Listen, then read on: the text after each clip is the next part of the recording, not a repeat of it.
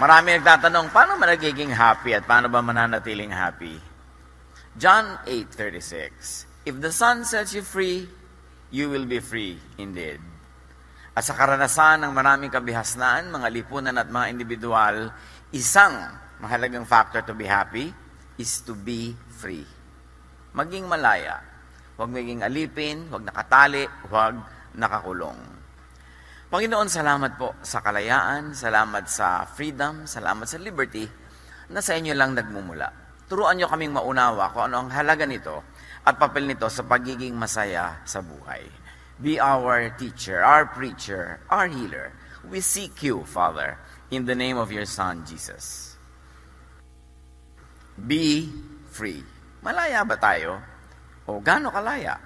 Jesus died to set people free from many, many prisons, and one of that is from the Jewish religious law, which was the context of his earthly existence. Kaya siya ipinapatay ng mga Jewish leaders because he was setting the people free from the many chains that made their lives miserable because of their intense religiosity and the many religious laws that were also the legal laws of their land. Acts 13:38-39, sa pamamagitan ni Jesus, ang lahat ng sumasampalataya sa Kanya ay pinapatawad na sa lahat ng pagkakasalang hindi na ipatawad sa inyo sa pamamagitan ng pagtupad sa kautusan ni Moses. So malinaw na malinaw sinasabi, yung mga kautusan ni Moses, kahit anong ginawa niyong pagsunod, hindi na kayo napatawad, hindi na kayo nakapasa, natali lang kayo, lalo kayong lumubog. Pero si Jesus, pinalaya kayo sa lahat ng mga yan.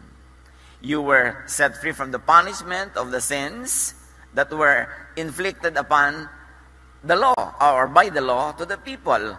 Pero hindi lang yun, napakarami niyang kinancel, napakarami niyang explain, reshape, recolor ng mga laws that made life a lot easier for the people. Galatians 5:6, for in Christ Jesus neither circumcision nor uncircumcision has any value. The only thing that counts is faith, expressing itself through love. So here, the metaphor of circumcision standing for all the laws, the religious requirements of the Jewish religion. At sinasabi ng Galatians, kay Kristo, binaliwala ang lahat ng requirement na yan at inari kayong ganap. Kayo ay kinonsider na pasado kahit hindi nyo ipinasa dahil wala namang nakapasa ng mga yan. So sa pamamagitan ni Jesus, in-extend ang kabaitan ng Diyos, nagpatawad, at yung mga laws na nagpapagilty sa inyo, kinancel pa. So hindi na kayo guilty. John 8:36, so if the Son sets you free, you will be free indeed. And this is freedom from religious prisons. Meron pang iba na freedom na dala-dala si Jesus. Basta yung general theme, the general love of the Father giving people freedom is expressed in many ways. Jesus died to set people free from needless control of other people, like slave owners, like earthly masters, like political and religious leaders, like the rich, the lenders, those that have economic, social, and political power over other people. Lahat yan, sinalungat, binangga, nilusaw ni Jesus. Kaya sa Jesus community, walang mga high class, low class, middle class, walang ganun. Lahat, wini-welcome ng Panginoon. Walang babae, walang lalaki distinction. Wala siyang pinipili na Jewish ba o Gentile ba. Kasi pinalaya niya ang mga tao, hindi lang sa Jewish law, kundi sa lahat ng inimbento ng lipunan, ng mga tao, ng mga systems that made the majority of the people slaves of the few. Kaya ang tinuturuan dyan sa mga rich, give your money to the poor. Let us democratize wealth. At tinuturo naman niya at ang kanyang mga alagad sa mga poor, work well so that you earn your money. Live within your means. Huwag kayong mangutang so that you are not a slave ng mga nagpapautang sa inyo. At sinabi niya, maging masunurin kayo sa gobyerno para hindi kayo maparusahan ng mga laws ng gobyernong ito. Kasi napaka-powerful ng government, may mga prison yan. So, be good citizens so that the power of the state will be used to protect you and not against you. At sa maraming mga naging tradisyon kasunod noon in the New Testament, we see the teachings of the apostles na yung mga masters, sinasabi niya, palayain nyo na yung mga slaves nyo. kailangan magkaroon ng kalayaan ang mga tao. The teachings of Jesus is just not for the religious context, but for the life of the people and all the breadth and width and height and length and depth of that life. Kumpletong buhay. Luke 4:18-19, the Spirit of the Lord is on me, because He has anointed me to proclaim good news to the poor. He has sent me to proclaim freedom for the prisoners, and recovery of sight for the blind, to set the oppressed free, to proclaim the year of the Lord's favor. Kaya ang mga pagpapagaling ng Panginoong Jesus, totoo, physical na pagpapagaling, pero symbolic din, metaphor, talinghaga. Yung bulag nakakakita, kasi ang pagkabulag, napakalaking prison. Yung nakakulong ka sa kadiliman, hindi ka makagalaw, hindi ka makakilos, wala ka makita, kulungan. Yung mga lumpo, pinalakad para hindi sila makulong sa kanilang mga higaan at mga, kung saan sila mapaupo, doon na lang sila maghapon kung hindi sila buhatin ng iba. Yung mga may sakit, nakukulong sila. Hindi sila makakilos, hindi sila makapaghanap buhay, na-exempt sila from society, they are expelled, especially kung mga leper, pinagaling niya lahat. Lahat ng tema niyan, mga kapatid, pagpapalaya. Pati yung mga wala kang magawa dahil Sabat, sinabi niya, Sabat was made for you, you were not made for the Sabbath. Pinalaya niya yung mga tao sa pagkakakulong sa schedule ng kalendaryo.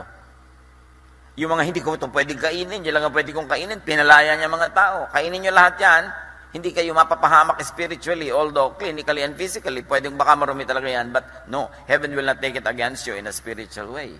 Puro pagpapalaya. This is the Jesus mission. And this should be the Christian mission, not just congregational conversion of people, not just religious membership, but for all people, whether they are inside or outside of your religious walls. It is the will of God through Jesus that people should be free. Pero parang walang nangyaring Jesus. Lahat pa ng mga oppressors na yun, nandito pa rin sa paligid natin. Oppressed pa rin ng mga mayayaman na mahihirap. Oppressed pa rin ng mga male ang maraming female. Oppressed pa rin ng mga amo ang kanilang mga katulong, ang kanilang mga tauhan.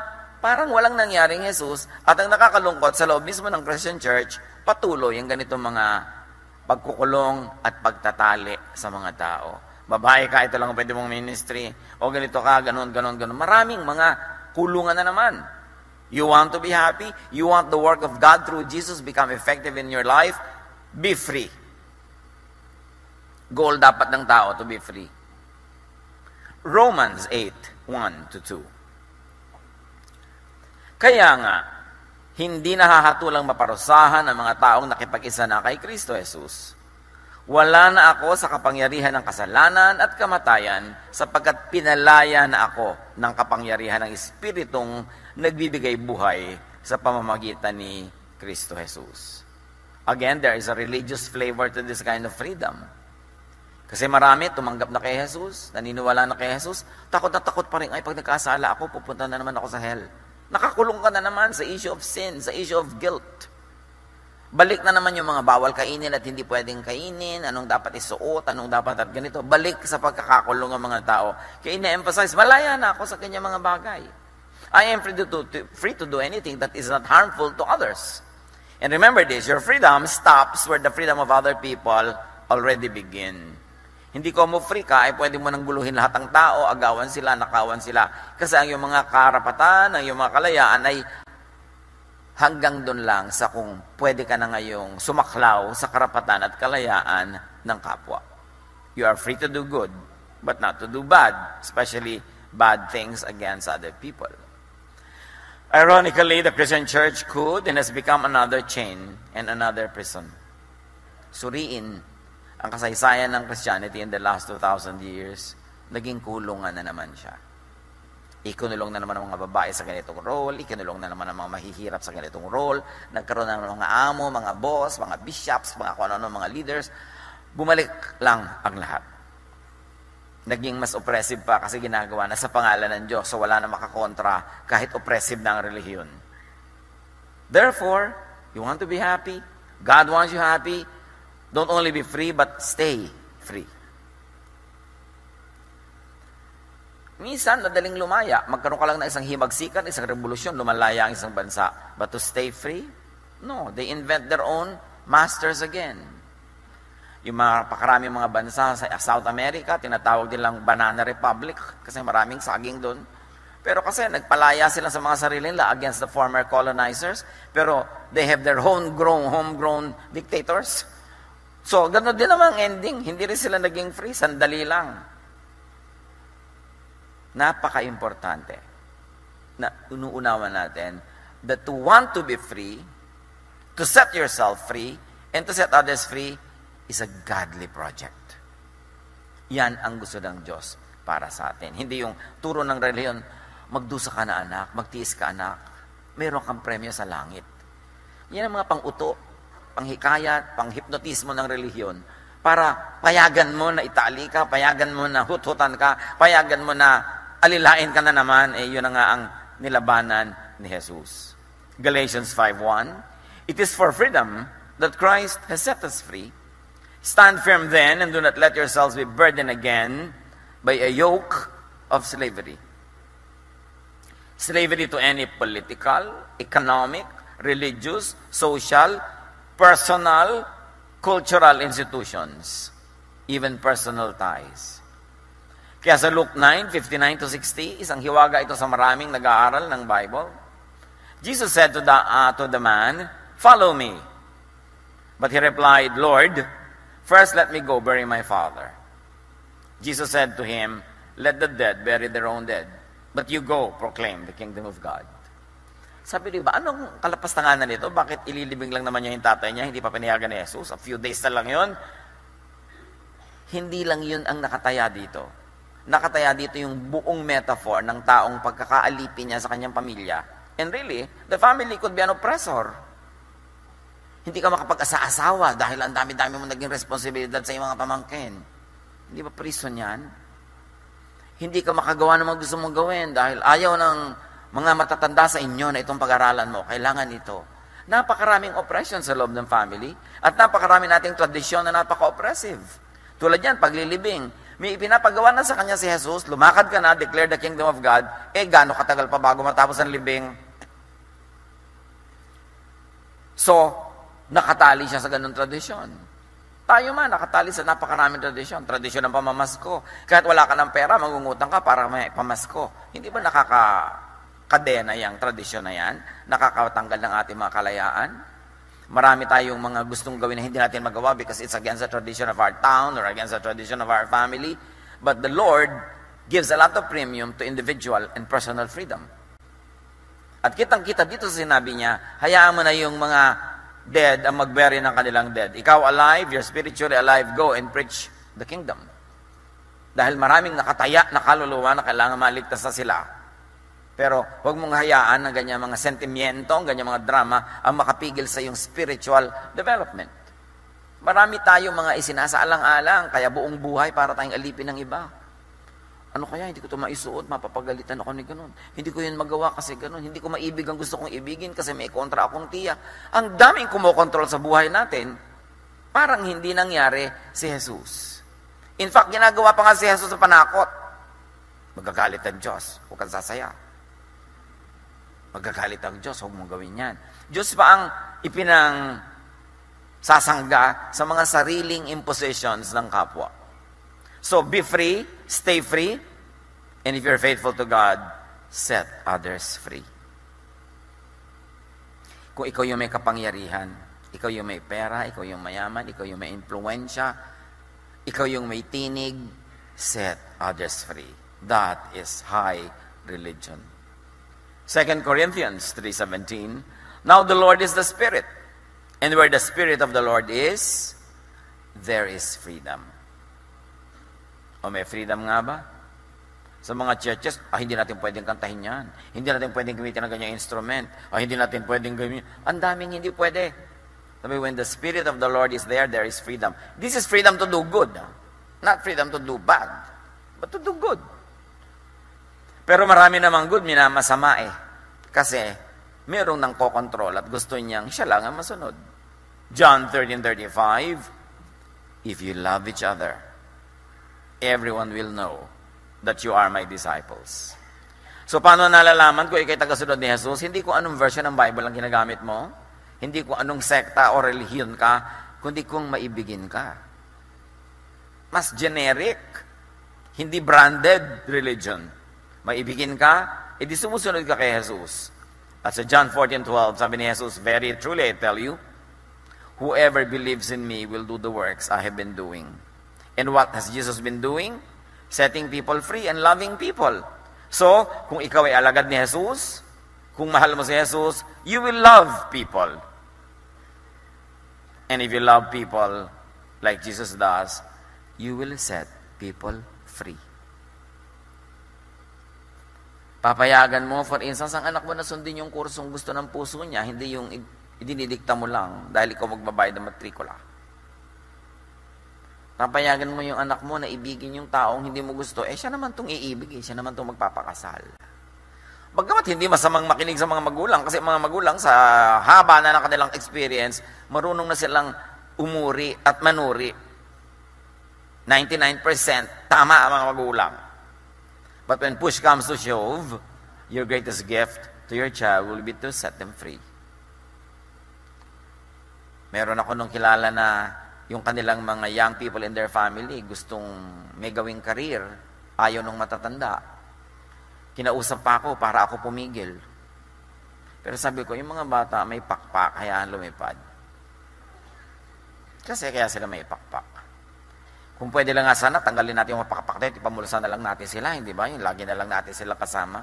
Pero ang bata, pag ipinanganak, nalalagot yung pusod mula sa ina. Yun ang simula ng kagustuhan ng Diyos na magkaroon siya ng buhay na independent. Meron kayong fellowship, meron kayong pagsasama, nagkakabuhol-buhol ang mga buhay nyo, pero meron din siya dapat personal freedoms. Kasi kung gusto ng Diyos na hindi mo wala sa gilid mo yung anak mo, dapat hindi nalalagot ang pusod pag pinapanganak. Imagine na lang kung 8 anak nyo. Kayo rin mahihirapan, ang dami nakatali sa inyo. Na lumalaya din yung ina dun lumalaya din yung anak. Ganun ang will ng Diyos. In other words, if you love people, if you are like Jesus, and if you are a disciple of Jesus, if you set each other free, everyone will know that you are my disciples, sabi ni Jesus. Do you set people free? Or do you imprison them, especially in religious terms? But if you bind people, if you keep people in chains, if you keep them constantly under your control, whose disciple are you? Because the disciple of Jesus loves, and those who love set others free. Be free, stay free. That is the way to be happy. And what are the simple ways to be free? Very practical and easy to understand. Do not and minimize making pledges or promises. Do not pledge. Do not commit the future unnecessarily. Kasi nakatali ka. Tali yan. Aaten ka sa kasal ko kailan? 10 years from now, huwag ka mawawala. Oo ka. Tapos ang daming dumating na opportunities, no ka lang, no ka, ay matatapat sa kasal niya. Pag ikinomit mo ang future, nakatali ka. Kaya kung mahal, sabi mo, alam mo kung mahal mo ako pinsan, huwag mo akong papangakuin. Set me free. Kung dumating yung araw na yun and I'm free and it is to my pleasure to be there, I'll be there. But for you to make me commit to that now, just for you to please yourself that I will be there, then you're using me, you are not loving me. Dapat nating suriin ang ating mga ugali. Do not commit the future. And you know what? Pag kayo nag-guarantee sa utang ng iba, you are committing the future. Your future pocket. Kaya pag guarantor ka, hindi ka makatulog, yung nangutang, tulog na tulog. Kasi pag hindi siya nagbayad, ikaw ang magbabayad. Gano'n karami na yung gano'n, natali sila. I know many people, mga sarili nilang lupa ibinenta, pambayad sa utang, ng ginarantihan nila. Proverbs 6, 1-5. My son, if you have put up security for your neighbor, ibig sabihin naging guarantor ka. If you had shaken hands in pledge for a stranger, naging guarantor ka ng iba, you have been trapped by what you said, ensnared by the words of your mouth. Do this, my son, to free yourself. Since you have fallen into your neighbor's hands, go to the point of exhaustion and give your neighbor no rest. Allow no sleep to your eyes, no slumber to your eyelids. Free yourself like a gazelle from the hand of a hunter, like a bird from the snare of a fowler. In other words, kung nag-garantor ka, siyempre nag-aalala ka ngayon, bawiin mo agad. Gumawa ka ng paraan. Huwag kang magpahinga hanggang hindi mo nababawi yung guarantee mo. Who are you to guarantee the future for someone else? Magiging problema mo yan. Pero sabi mo, pero mahal ko po siya, kaibigan ko siya, gusto ko mag-guarantee. Okay, go! Pero tanggapin mo yung fact na ikaw ang nakatali at ikaw ang magbabayad yan pag hindi siya nakabayad. And if you can sleep with that, then go ahead. Ang Bible na nagsasabi. Kaya kung may mga humihiling sa inyo mga kapatid, ay, guarantee mo naman ako. Kapatid, sabi mo, nabasa mo na ba yung Proverbs 6? Verses 1 to 5. Ang nabasa. Kasi Bible na ang may sabi.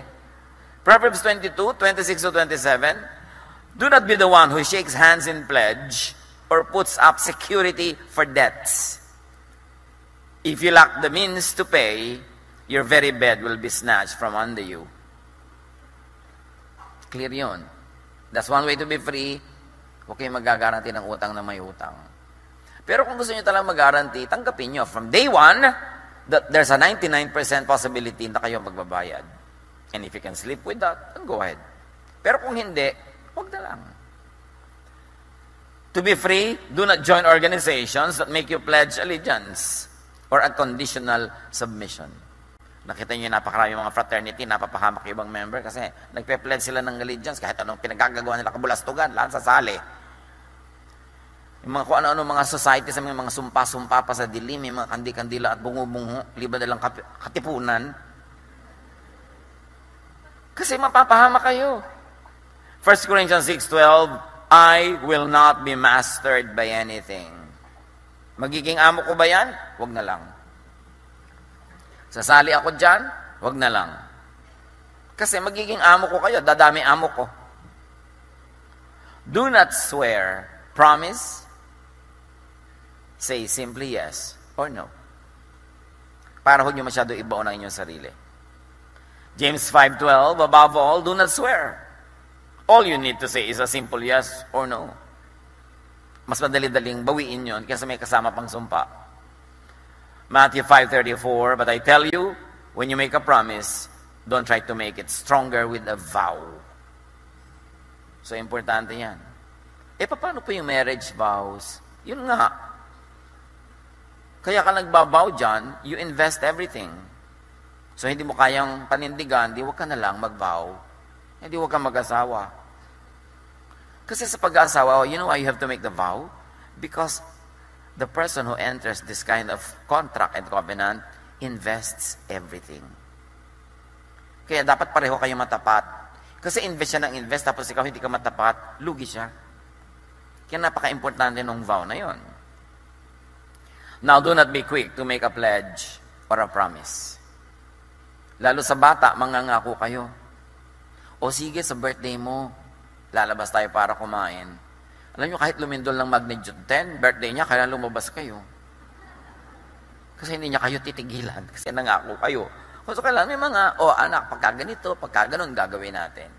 Kasi napakahirap din to pa rin yung mga pangako. At saka pagka merong naghihingalo, alam nyo, papangakoin kayo na alagaan lahat ng pamangkin nyo, mga kapatid. Hayaan nyo na muna mag-pass bago kayo dumating. Nagawa ko na yan. Alam ko, papapangakuin ako nito, pero alam ko talagang may malapit na. Yung talagang ilang seconds na lang na nalagutan ng hininga doon ako dumating. Bakit ako pupunta doon, tapos mangangako ako? Mahirap yata yun. No? So do not make a pledge or a promise. Ecclesiastes 5:5, it is better not to make a vow than to make one and not fulfill it. Huwag pangako ng pangako. Yung iba, just to get out of a tight place, mangangako kayo, pero ang laki ng tightness na ikinomit ninyo, mas mahirap pa. So kung talaga magno-no kayo, magno na kayo ngayon. Hindi pinipilit ka na isang tao mag-yes para matigil na lang siya, mag-yes ka. Pero alam mo, magiging no yun. Ang daming araw, linggo, buwan, napaplanuhin mo kung paano ka lalabas doon sa sinabi mong yes na yon. So ngayon na, mag-no ka na. Magtatampo po. Di ngayon na, kaysa pag hindi ka sumipot later, magtatampo rin yan, agahan mo na. Malaya ka pa. Huwag ka masyadong takot na takot sa opinion ng iba, baka magtampo, baka magalit. Kung magtatampo ka dahil humihinga ako, di magtampo ka. Alaga namang hindi ako huminga dahil magtatampo ka. I'm free. The Lord says me free. Hindi mo kailangan yung buhay ko gawing props para sa kaligayahan mo. Ngayon, kung yung kaligayahan ko, kaligayahan mo rin, then we can walk together. But the Bible says, do two people walk together when they do not agree?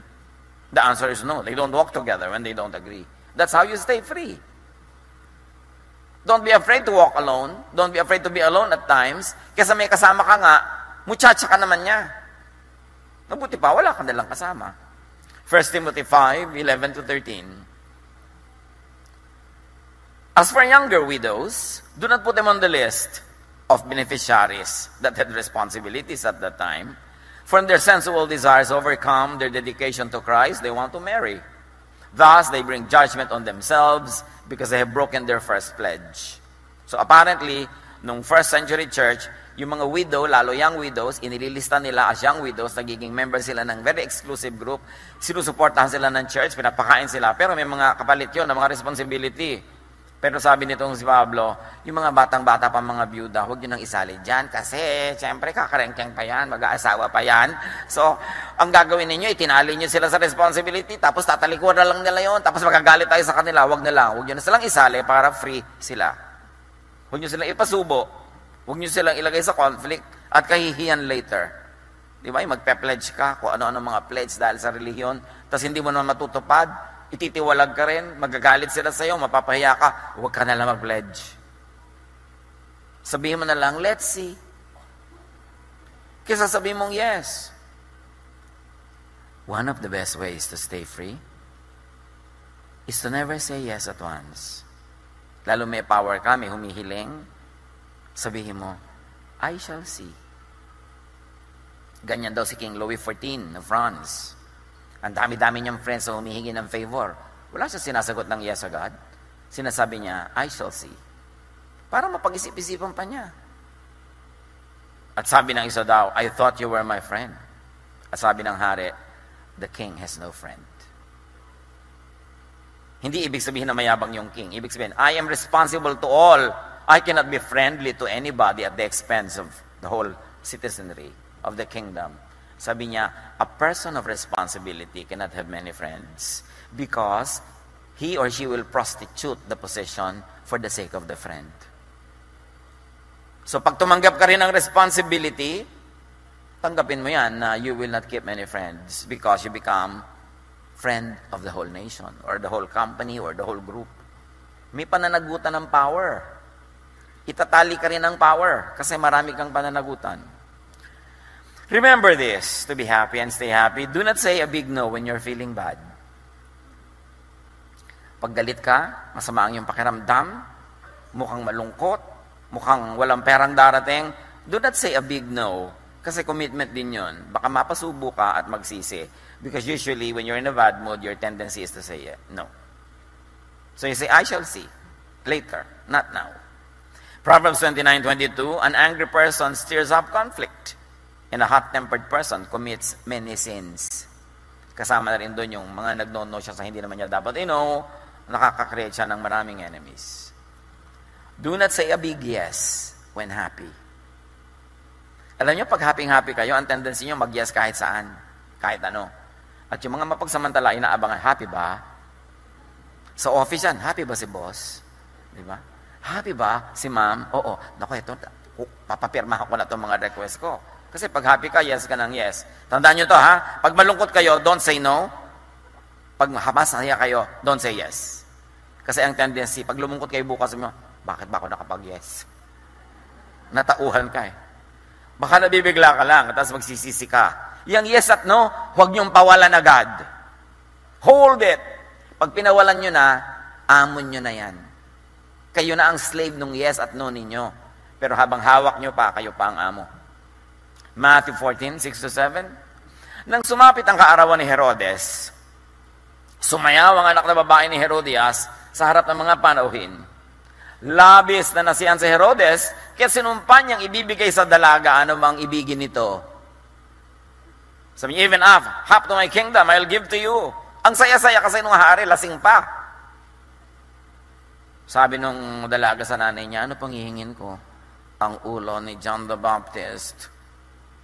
Nung sinabi niya, ibigay niyo po sa akin ang ulo ni John the Baptist na nakalagay sa isang platera, di biglang nanlumo itong Herod kasi nangako siya ng yes. Kasi happy siya eh. Huwag kayong yes ng yes pag kayo happy. Antayin yung lumungkot-lungkot kayo ng konti. Kasi ang medyo malungkot-lungkot ng konti, mas matalino. Kesa sa sobrang masaya. Do not commit when tired or sleepy or hungry. May mga diplomats, not Filipinos, ang kanyang paraan, dahil makapangyarihan ng kanilang bansa, pag meron siyang gustong kunin sa ibang bansa, mapakuha niya ng yes, mabraso yung mga leader doon, dadalawin niya personally, pero ang dating niya sa bansa na yun, mga alas 2, alas 3 ng umaga, nung bansa na pinuntahan niya, na tamang-tama sa bansang pinanggalingan niya, oras lang talagang gising niya. Pero yung dadat na niyang bansa, mga nagtutok-atok, aantok-antok, pagod na pagod. So para matapos na lang yung meeting na yun, yes talagang sila ng yes, nakukuha ng diploma na ito ang lahat ng gusto niya. Kasi yung kinakausap niya, inaantok. O pagod. Kaya kung kayo antukin after lunch, huwag kayong pipirma ng anumang papel. Huwag kayong makikipag-meeting. Kahit ako, kinukuha nila ng speaker, after lunch, ako inaantok ako, anak sa oras na yan. Nilagay mo ko sa ibang oras. Baka kung anong pagsasabihin ko dyan, matapos na lang. So, gagalang nyo yung inyong biorhythm.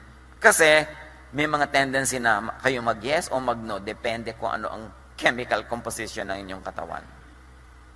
Genesis 29 or 25, 29 to 34.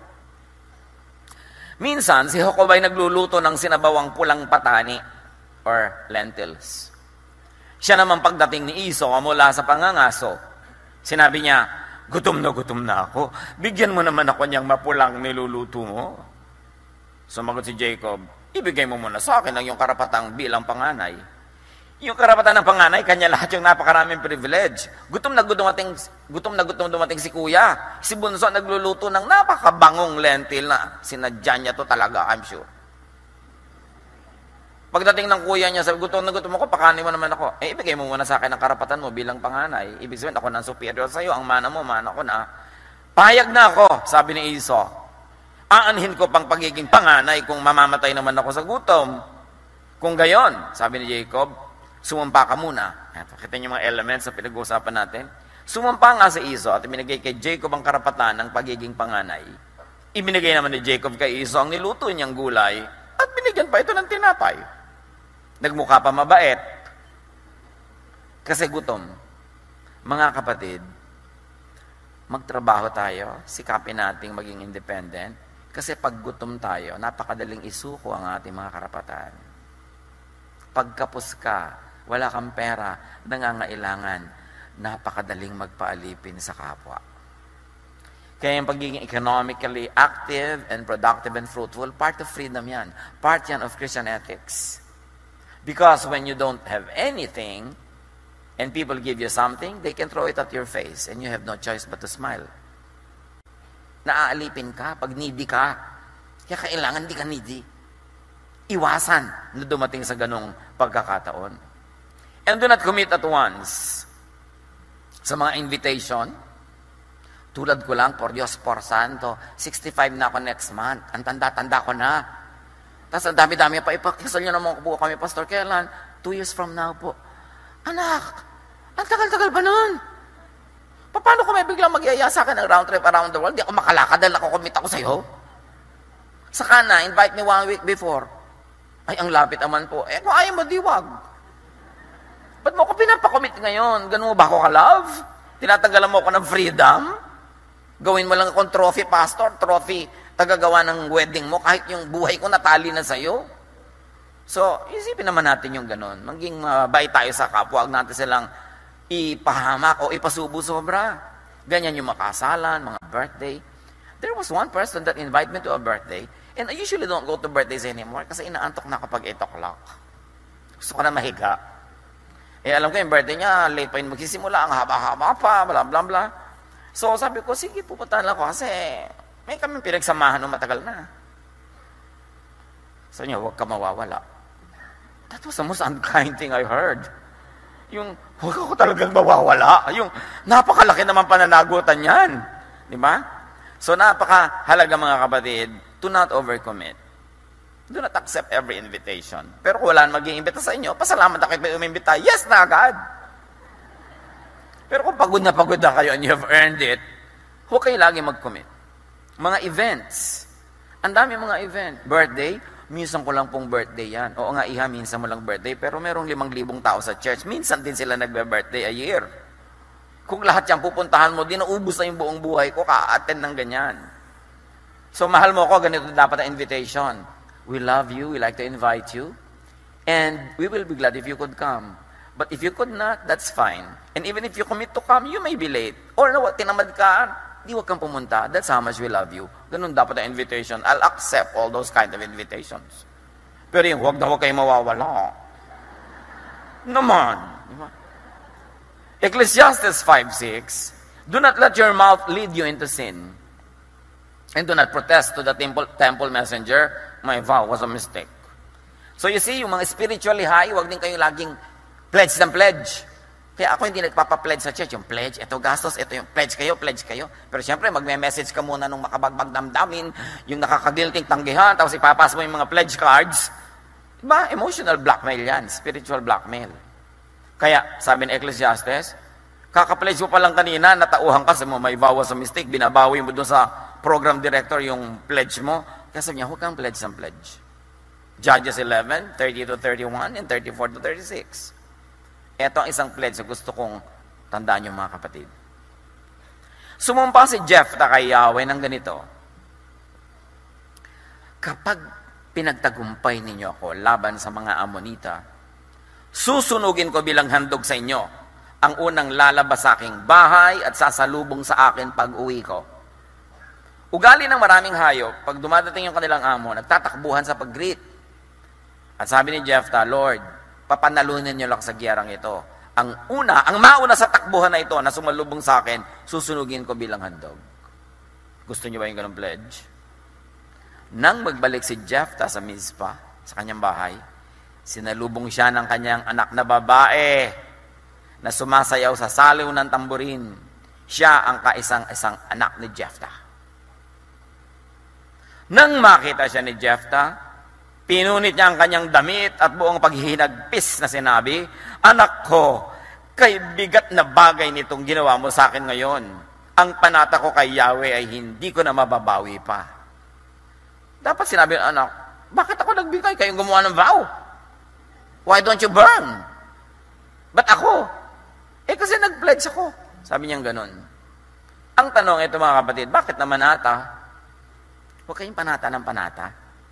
Yung namamanata, maglalakad ako ng 10 kilometro tuwing Biyernes Santo. Kahit bumabagyo, kumikidlat, maglalakad kayo. Di ba? Kung di bumabagyo, kumikidlat, yun naman sabihin kay Lord na, joke. Bakit hindi binawi ang panata? Di ba?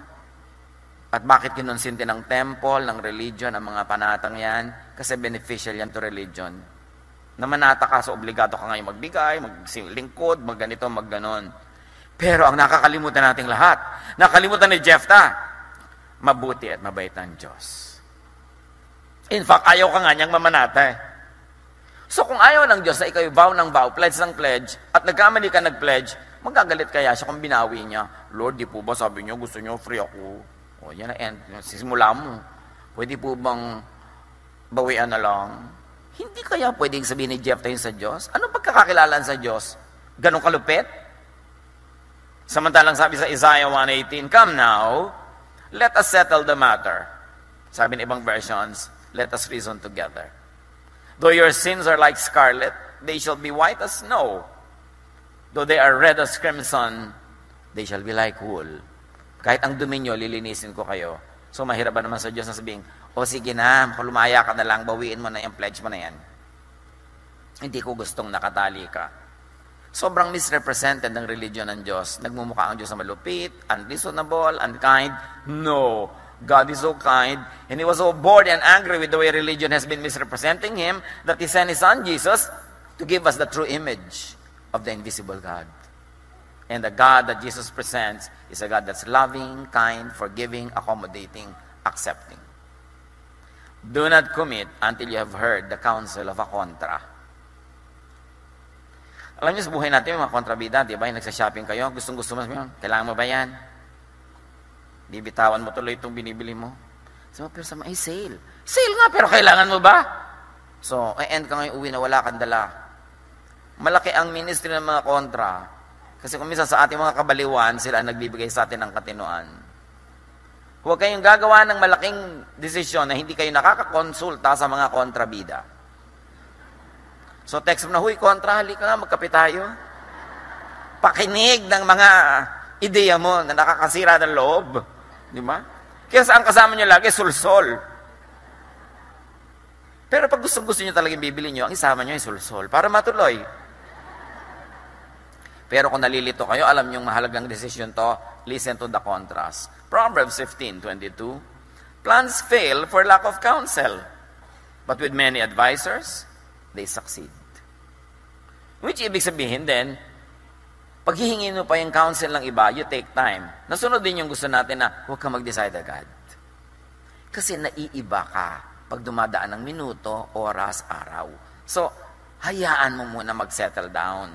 Yung tunay mong damdamin, huwag kang magpadala sa bugso, sa silakbo ng damdamin. Kaya ang sabi ng matatanda, nung araw na naglalakad pang nakayapa ka mga tao at nakakatapak ng mga tinik, ang naglalakad ng marahan, kung matinik ay mababaw. Ang naglalakad ng matulin, kung matinik ay malalim. Tama. Pag nagmamadali ka, mas malaki ang damage. Proverbs 20:25, it is a trap to dedicate something rashly and only later to consider one's vows. Yung vow na naman na yan. Yung nag-vow ka of celibacy, kaya mo talaga? Yung nag-vow ka ng ganito? Yung 12 anyos ka pa lang, nag-vow ka of eternal virginity, kaya mo? Puro vow, mga religious vows yan eh. Kaya marami mga tao tuloy, sa kanyang sobrang relihiyon sa buhay, kailangan ng psychiatrist. Kailangan ng counsel. Kasi masyadong nasusupress. Masyadong nire-repress ang mga tao. So, importante, don't be in a hurry before you make a vow, before you make a decision, before you commit. Pag meron kayong commitment, lagi may escape clause. Yung if ganito ang nangyari, hindi na matutuloy ang commitment. Laging may escape clause. Every good general has a good escape route. Hindi pwedeng wala kang retreat route kung magaling kang general. Makukupot ka, makukorner ka, wala kang aatrasan. Ephesians 5:17, don't act thoughtlessly, but understand what the Lord wants you to do. Mag-isip. Take your time. Pag galit na galit ka, huwag ka rin magbibigay ng desisyon. Take your time. Pag kalmado ka, hindi ka extremely happy or sad, hindi ka extremely alone or with so many people, nasa gitna ka lang, wala ka sa extreme, that's when you are wisest. Sabi ni Solomon, a person who fears God will avoid all extremes. So when you are in an extreme condition, do not commit yourself. Be free as much as possible. Stay free. Set others free. Let others be free. This is how you will have a happy life. This is God's will for you. Panginoon, salamat po na napakabait nyo, na ayaw nyo kami matali. Turuan nyo kami na makita ang mga tali, lalo yung mga invisible, na pumipigil pala para kami sumaya, lumaya, at maging mabunga. And teach us also to review our own selfishnesses, na nagtatali kami ng iba for our own convenience. Lord, teach us to be like your Son, Jesus. Pagbulay-bulayan sumandali, ang napakahalagang mensahe ng Diyos tungkol sa kalayaan na ito.